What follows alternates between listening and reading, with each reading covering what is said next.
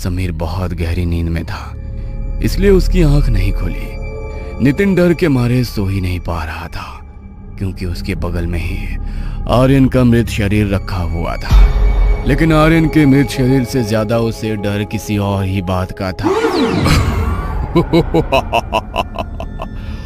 मैंने तुम्हारा काम कर दिया, अब मुझे मानव बलि चाहिए। क्या? ये क्या कह रहे हो तुम? मानव बलि? लेकिन मैं तो तुम्हें पहले ही बलि दे चुका हूं ना। आधा ज्ञान हमेशा तकलीफ देता है। पशु बलि से तो मैं जागृत होता हूँ, लेकिन कार्य पूर्ण करने के बाद मुझे मानव बलि चाहिए। मुझे मानव बलि ला कर दो, वरना मैं तुम्हें ही खा जाऊंगा। नहीं, देखो, मैं ऐसा नहीं कर सकता। अगर तुम्हें बलि ही चाहिए तो तुम्हें जितने तुम बोलोगे उतने पशुओं की बलि दूंगा, लेकिन मैं किसी इंसान को कैसे बलि पर चढ़ा सकता हूँ? कितने अच्छे इंसान हो ना तुम। अपने दोस्त को बलि पर चढ़ाने से पहले सोचा था क्या? तो अब भी मत सोचो, क्योंकि मुझे इंतजार करना पसंद नहीं। अगर कल रात तक मुझे मानव बलि नहीं मिली तो तुम मेरी बलि बनोगे।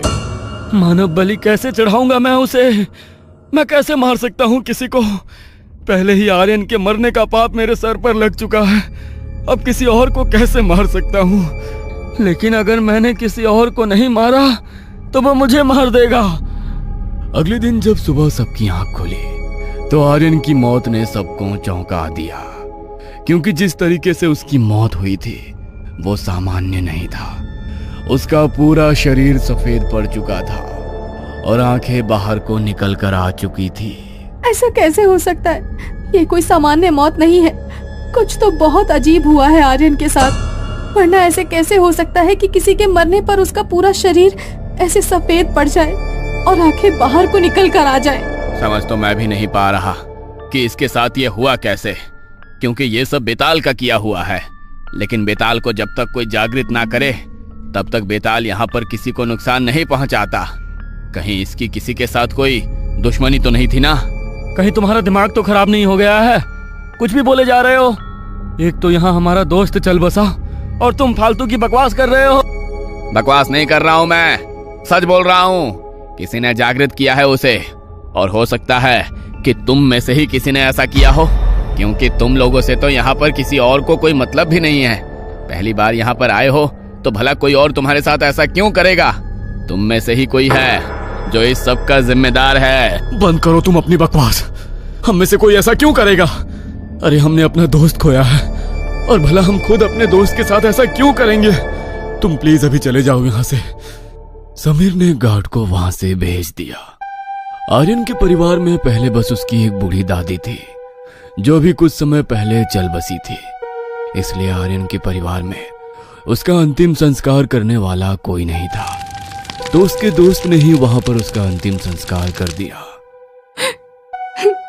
क्या सोच कर आए थे हम लोग यहाँ पर, और क्या हो गया? अपने दोस्त को खो दिया हम लोगों ने। अब हम यहाँ पर एक सेकंड भी नहीं रुकेंगे। हम अभी के अभी यहाँ से चले जाएंगे। हाँ, मुझे भी यहाँ रुकना अब खतरे से खाली नहीं लग रहा। जब आर्यन के साथ ऐसा हो सकता है तो हमारे साथ भी कुछ भी हो सकता है। अगर ये लोग अभी यहाँ से निकल गए तो मैं बेताल को रात को बलि कैसे चढ़ाऊंगा? और अगर मैंने उसे बलि नहीं चढ़ाई तो वो मुझे मार देगा। नितिन, तुम गाड़ी निकाल लो, तब तक हम लोग सामान लेकर आते हैं। अच्छा ठीक है, मैं गाड़ी निकालता हूँ। नितिन गाड़ी लेकर आने की एक्टिंग करने लगा। उसके दोस्त सामान लेकर नीचे आ गए थे। वो थोड़ी देर बाद आया और बोला, आज आगे की तरफ बहुत ज्यादा बर्फबारी हुई है, तो पुलिस ने नाकाबंदी कर दी है। हम आज यहाँ से नहीं जा सकते, 1-2 दिन बाद ही जाना पड़ेगा। क्या? लेकिन अगर आज रात हम लोग यहाँ पर रुके और हम में से किसी को कुछ हो गया तो? अरे तुम डरो मत नैना, कुछ नहीं होगा। बस खुद को संभालने की कोशिश करो। अरे आर्यन के साथ जो हुआ वो बस एक हादसा था, डरो मत। नितिन ने सबसे झूठ बोला ताकि आज रात भी वो लोग यहीं पर रुक सके। वो रात को बार बार नीचे के चक्कर लगाने लगा। गार्ड बार बार उसे ही देख रहा था। गार्ड को उस पर पूरा शक था कि उसी ने बेताल को जागृत करके अपने दोस्त को मरवाया है। रात के 11 बजने वाले हैं। तुम इतनी रात गए यहाँ पर क्यों घूम रहे हो? इतनी सर्दी है तो होटल के अंदर जाओ ना। नींद नहीं आ रही है मुझे, और तुम अपने काम से काम रखो। बड़ा ध्यान है तुम्हें मेरा। मैं अच्छी तरह जानता हूँ कि क्यों घूम रहे हो तुम यहाँ पर, और ये भी जानता हूँ कि तुमने ही अपने दोस्त को मारा है और कोई नाकाबंदी नहीं है आगे। जानबूझकर अपने दोस्तों को यहाँ पर रुकवाने के लिए ये सब बहाना बनाया है तुमने। किसी की बलि देने वाले हो ना तुम? दिमाग खराब हो गया है क्या तुम्हारा, या सठिया गए हो जो कुछ भी बोले जा रहे हो? दोस्त को मारना, बलि देना, ना जाने क्या क्या। शर्म आनी चाहिए तुम्हें। नितिन होटल के अंदर आ गया। उसने देखा कि होटल के अंदर गार्ड चाय बना रहा है। बहुत बकवास कर रहा था ना वो गार्ड। उसी की बलि चढ़ाता हूँ बेताल को, लेकिन कैसे? नितिन वहां छुपकर मौके की तलाश करने लगा, और उसे जैसे ही मौका मिला उसने मौका देखकर चाय के अंदर नींद की दवाई मिला दी। लेकिन तभी वहां काम करने वाला रसोइया वॉशरूम से बाहर आ गया। उसे देखकर नितिन अचानक से हड़बड़ा गया। अरे सर, आप इस समय यहाँ पर क्या कर रहे हो? और रसोई के अंदर तो हमारे अलावा कोई भी नहीं आता जाता है। सब कुछ ठीक तो है ना? अरे हाँ, सब कुछ ठीक है। वो तो मैं रूम सर्विस के लिए कॉल कर रहा था, लेकिन कोई कॉल रिसीव ही नहीं कर रहा था, और मुझे चाय पीने का बहुत मन कर रहा था, तो सोचा यहाँ पर ही आकर देख लेता हूँ। अगर कोई होगा तो चाय पी लूंगा। अच्छा, वैसे मैं अभी चाय बना ही रहा था, और देखो चाय बन भी गई। आपके लिए भी एक कप दे देता हूँ। रसोइया ने नितिन को चाय दी। नितिन चाय लेकर वहां से चला गया। उसने वो चाय पी नहीं, क्योंकि उसके अंदर नींद की दवाई मिली हुई थी। वो बस इसी इंतजार में था कि जल्दी से गार्ड वो चाय पिए और गहरी नींद में सो जाए। कुछ देर बाद गार्ड ने चाय पी, और चाय पीते ही वो गहरी नींद में सो गया। बहुत बकवास कर रहा था ना सबके सामने। अब इसी की बलि चढ़ाऊंगा बेताल को। 12 बजने में सिर्फ 3 मिनट है मेरे पास। अगर इन 3 मिनट में मैंने इसकी बलि नहीं दी तो मैं ही मारा जाऊंगा। नितिन बाहर गया। गार्ड गहरी नींद में सो चुका था। उसने गार्ड को हिलाकर देखा, लेकिन वो नहीं उठा। उसने आसपास देखा कि वहां कोई है तो नहीं। उसने जल्दी से गार्ड की हथेली पर चीरा लगाया। मुझे जल्दी से इसे बेताल के मंदिर तक ले जाना होगा। भोग लगाना होगा जल्दी से उसे। नितिन ने जल्दी से गार्ड को घसीटना शुरू किया, और वो उसे घसीटता हुआ बाहर बेताल के मंदिर तक ले गया। उसने बेताल के सामने गार्ड की बलि चढ़ा दी। उसने जल्दी से अंदर तक जाकर देखा कि कहीं कोई है तो नहीं, लेकिन कोई नहीं था। वो फिर से बाहर बेताल के मंदिर की तरफ आया, लेकिन जब तक वो बाहर आया तब तक तो गार्ड वहां से गायब हो चुका था। वहां पर कुछ था तो सिर्फ उसके शरीर की बची हुई हड्डियां। ये देखकर नितिन की रूह कांप गई, क्योंकि अगर उसने समय पर बेताल को गार्ड की बलि ना चढ़ाई होती तो गार्ड की जगह उसके शरीर की हड्डियों का ढांचा वहां पर होता। अच्छा हुआ मैंने इसकी बलि चढ़ा दी। अब मुझे हमेशा के लिए इस बेताल से छुटकारा मिल गया। कल सुबह होते ही मैं सबके साथ यहाँ से निकल जाऊंगा। मैं अब और यहाँ नहीं रह सकता। अगली सुबह नितिन अपने दोस्तों के साथ वहां से निकलने लगा तो होटल के बाहर लोगों की भीड़ जमा थी। अरे, होटल के बाहर ये लोगों की इतनी भीड़ कैसे जमा है? कुछ हुआ है क्या यहाँ पर? हाँ भैया, कल रात को जरूर किसी ने बेताल को बलि दी है, और हमारा सिक्योरिटी गार्ड भी गायब है। लगता है किसी ने उसे ही बेताल को बलि चढ़ा दिया। क्या बेताल बलि? लेकिन ऐसा कैसे हो सकता है? ऐसे कैसे कोई किसी की बलि चढ़ा सकता है? ऐसा हो सकता है साहब, अगर कोई अपनी इच्छा पूरी करवा के बेताल को इंसानी बलि ना चढ़ाए तो बेताल उसी को मार डालता है। पहले आपके दोस्त की जान गई, और मुझे तो लगता है आपके दोस्त की जान बेताल ने ही ली है, और जिसने भी ऐसा किया उसी ने अपनी जान बचाने के लिए कल रात को बेताल को मानव बलि चढ़ाई है। क्या? मुझे तो समझ नहीं आ रहा कि यहाँ पर क्या हो रहा है। यहाँ पर अभी 1 सेकंड भी रुकना हमारे लिए खतरे से खाली नहीं है। पहले आर्यन हमसे दूर चला गया, और अब गार्ड भी मर चुका है। हमें अभी के अभी यहाँ से निकल जाना चाहिए। हाँ, हम सब चलते हैं। मैं गाड़ी लेकर आता हूँ। नितिन जल्दी से गाड़ी लेकर आया और अपने दोस्तों के साथ वहां से निकल गया। पूरे रास्ते वो लोग इसी बारे में बात करते रहे, लेकिन कोई ये नहीं जानता था कि इस सब के पीछे उनके अपने ही दोस्त का हाथ है। पता नहीं कौन है वो जिसने बेताल को ये बलियां चढ़ाई है। जिसने भी ये किया है ना, उसे इसकी सजा तो जरूर मिलेगी। हमारे आर्यन को हमसे छीन लिया उसने। पूरे रास्ते भर नितिन ने किसी से बात नहीं की। वो अपने घर पहुंचा तो उसने चैन की सांस ली। अब उसे बेताल से मुक्ति मिल गई है। लेकिन रात के जैसे ही 12 बजे तो वैसे ही उसे अपना शरीर फिर से भारी लगना महसूस हो गया। ये क्या हो रहा है? मेरा शरीर फिर से इतना भारी कैसे हो रहा है?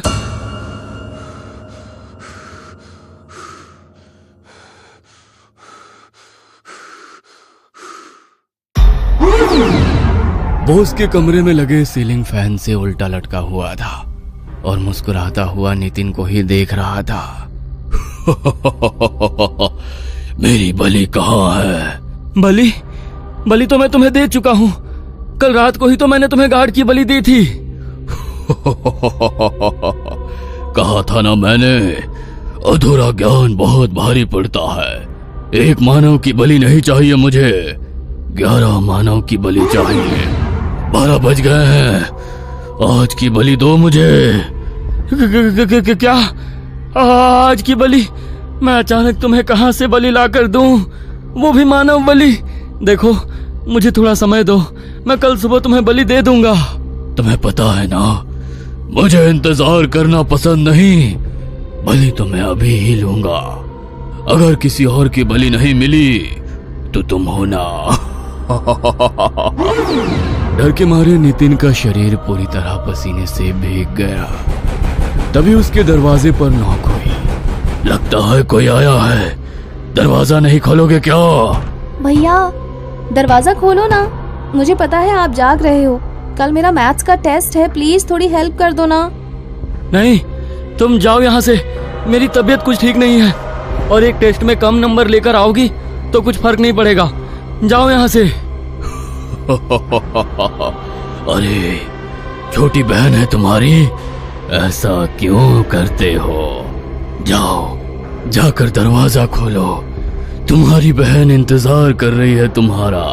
नहीं, देखो प्लीज नहीं, ऐसा सोचना भी मत। वो मेरी बहन है। कोई बात नहीं, अगर तुम दरवाजा नहीं खोल रहे तो मैं ही खोल देता हूँ। नहीं। बेताल पंखे से उतरकर सीधा दरवाजे की तरफ दौड़ा। उसने दरवाजा खोला। रिद्धि।